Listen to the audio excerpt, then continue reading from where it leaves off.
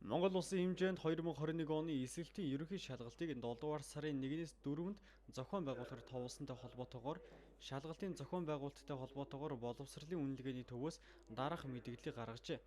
Мэдээлэлд нэг ангид 25-аас 40 шалгуулагч байх, шалгуулагчдаас вакцин хийлгэсэн тухай баримт, PCR болон түргэвчилсэн онцлогын шинжилгээний хариу шаардахгүй, COVID-19 өвчний шинж тэмдэг илэрвэл тухайн шалгуулагчийн шалгалтаа хэвийн үргэлжлүүлэх тусгай анги хамгаалтын хувцас хэрэглийг бэлтгэсэн байх зэрэг тусгажээ. Мөн Орхон аймгийн боловсрол соёл урлагийн газрын дарга Ариун Гэрэлт эсэлтийн ерөнхий шалгалтын талаарх мэдээллийг өглөө. Цаг үеийн нөхцөл байдал маань угаасаа бас энэ байдлыг бол бид нар мэдж байгаа. Тийм учраас бол энэ төгсөлттэй холбоотой ямар ч арга хэмжээ бол байхгүй. Харин одоо хүүхдүүдийн төгсөлтийн гэрчилгээ суур боловсрол бүрэн дунд боловсролын гэрчилгээг одоо бичиж бэлэн болгох. За энийг одоо хүүхдэд нь хүлээж өгөх ажил бол сайдын тушаалаар бол 25 гэж байгаа. За яг ингээд нөгөө гэрчлэгнүүдэд татан авалт хийгээд бичлэлт хийгээд инхээр бас техник ажлууд орж байгаа учраас энэ 7 хоногт бол суур боловсролын гэрчилгээ, бүрэн дунд боловсролын гэрчилгээ бол сургуулиудад хүлээлгдэг өгсөн.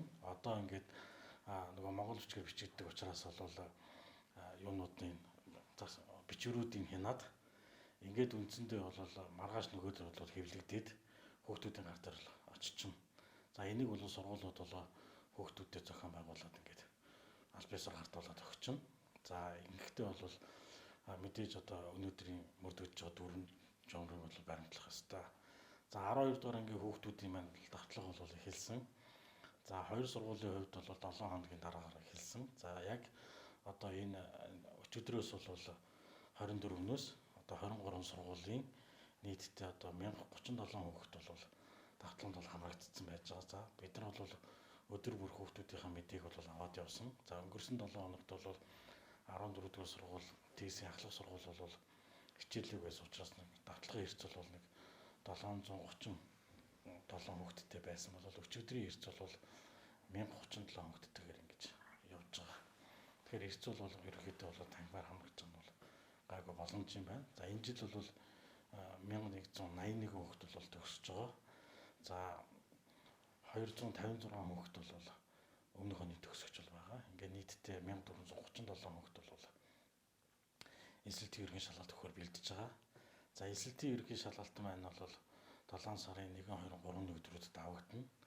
За энэ жил бол хуучин хуваараар буюу 4-р сургууль дээр төвлөрүүлж авахар ингэж бэлтгэл ажлууд бол хангаж байгаа. 5-р сургууль, 4-р сургууль байсныг бол болиулаад зөвхөн 4-р сургууль дээр дангаар нь зохион байгуулахаар ингэж бэлтгэл ажлууд бол явж байгаа. Энэ жил Орхон аймгийн хувьд 5, 9, 12 дугаар ангийн сурагчдын төгсөлттэй холбоотой ямар нэгэн арга хэмжээ зохион байгуулахгүй байна. Одоогоор 12 дугаар ангийн танхимын давтлага үргэлжилж байна. Мөн эсэлтийн ерөнхий шалгалт 7 дугаар сарын 3-ны өдөр хүртэл үргэлжлэх юм.